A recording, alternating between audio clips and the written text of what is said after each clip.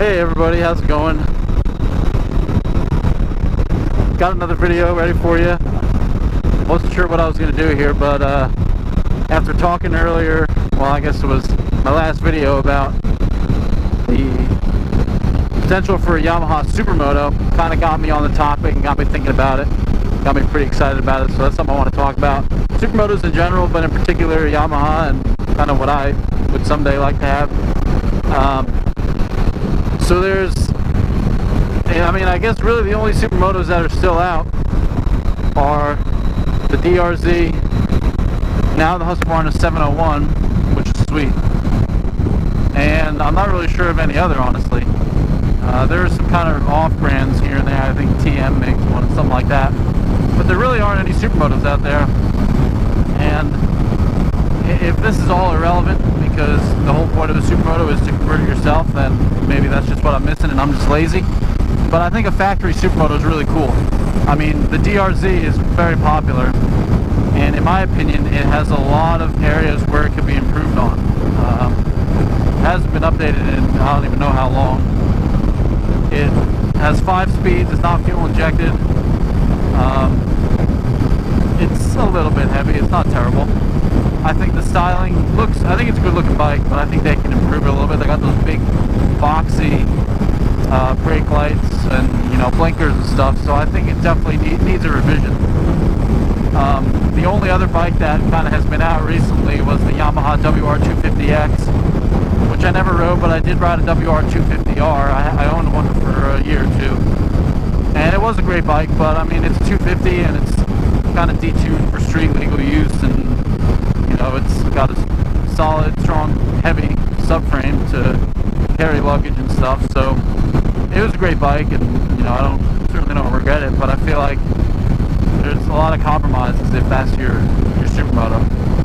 For me, the important things about a supermoto are being as close to a dirt bike as physically possible, but if it was a road-going, factory, street-legal supermoto, I wouldn't want to be changing the oil as much as you do for most of those bikes. The Yamaha WR bikes have a 1,200 mile oil change for the newer ones, which is not bad at all, but they are restricted quite a bit for, you know, the EPA and California green sticker and all that crap. So it's, I mean, I guess a bit of a compromise. If I was riding, you know, city only, 1,200 miles, probably plenty. I'm not the kind of guy that really loves working on my bike, you know, all the time just because I have to. Try to avoid that. I like, you know, I'd rather ride it or be doing something else rather than working on it. But for me, the 1,200 mile oil change, while it's better than maybe other brands, and it's better than a, you know, a race bike like a motocross YZ or something, for a road bike it's really not that much. And if you do go out into the mountains and kind of ride some canyon roads or twisties or whatever, you're going to tear through 1,200 miles pretty quick. If you're commuting on it, you're going to go through that pretty quick. So for me, that's a big thing. The WR250R, and I imagine the X was similar when they were still making it. I think it had a 3,000 or 4,000 mile oil change, which was pretty great. But it didn't have a ton of power, and it was a little heavy, and it only had 10 inches of travel, and I don't think the suspension was as good as the off-road bikes.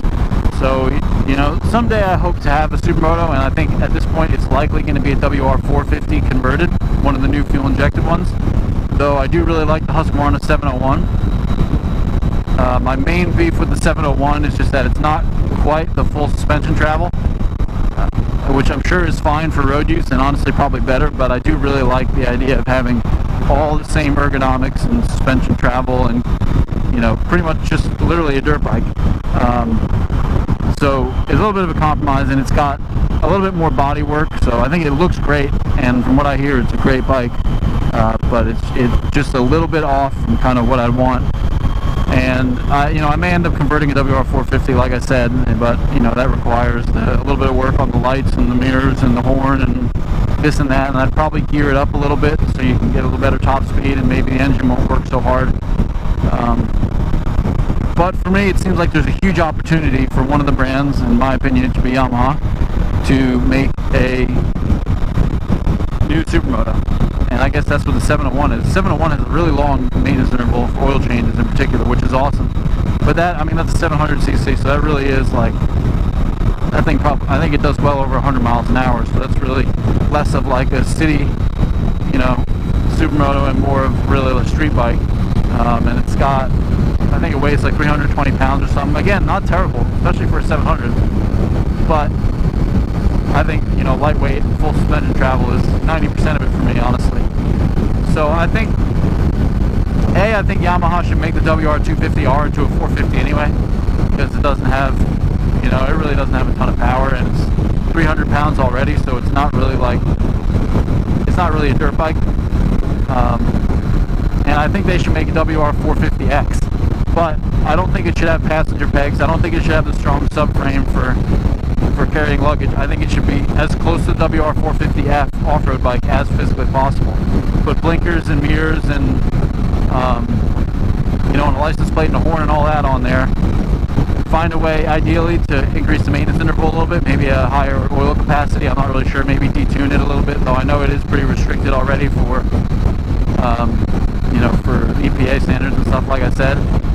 But I don't need passenger pegs. The supermoto for me is not for carrying a passenger.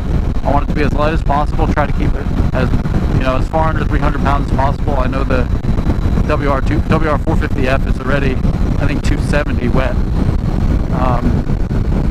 The one thing that's, well, I think if they made it a 6-speed, it would be a huge advantage over the DRZ, but the WR450F is only a 5-speed, because I guess for off-road use, the 450 is so powerful, you don't need the 6th gear. But for road use, I think it would be awesome to have that 6th gear. And keep it fuel injected, of course, which the WR250R is, and the WR450F is. And I think that's a major drawback to the DRZ. Especially for a road bike, fuel injection is, I mean, it's pretty standard at this point, but it just seems to me like it's obvious. Maybe the WR250X wasn't popular because I'm wrong and people just don't buy supermotos. I think supermotos are awesome, and I'd love to have one or build one one day. But it's expensive putting on the wheels and doing all that conversion and tires and everything, and it takes a lot of time. I think, for me, I don't need it to be tuned up like a motocross bike and get as much horsepower as possible out of it and change oil after every couple rides. I don't need that. I want it to look and feel and handle like just straight up just a dirt bike with street tires. And, you know, if it's a 450 and it's not completely choked up, it's going to be plenty of fun. You know, the WR250R was even fun on the road with dual sport tires on it. You know, the wide bars, the upright seating position, the dirt bike seat, all that, all the same graphics and everything. I think that would be the perfect supermoto, and it would be better than the DRZ almost instantly. If they made it 6-speed, fuel injected, liquid cooled, it's already, I mean, it seems to me like it would already be the best. Of course, in many ways, it wouldn't be better than the Husqvarna, but I feel like a lot of people who are ripping around the streets doing wheelies and, you know, the kind of typical supermoto guy doesn't really want and probably doesn't need a 700cc. So, yeah, I mean, I guess I'm not really sure what other people think, so let me know how you guys feel about it. I am really curious to hear, you know, if I've got this all wrong, if I'm just super lazy and I don't want to make a supermoto on my own, or if I'm lazy and I don't want to do my oil changes any more than I have to. But to me, that's a huge opportunity. Try to get the oil change maybe between 2,000 and 4,000 miles, somewhere in there. It'll still be pretty peppy and quick, and give it a 6-speed, fuel injected. Like I said, I think try to keep it lightweight, and I think that would be a great bike, and it would be a lot of fun. I mean, the Husqvarna is pretty damn expensive. I think it's 12 grand.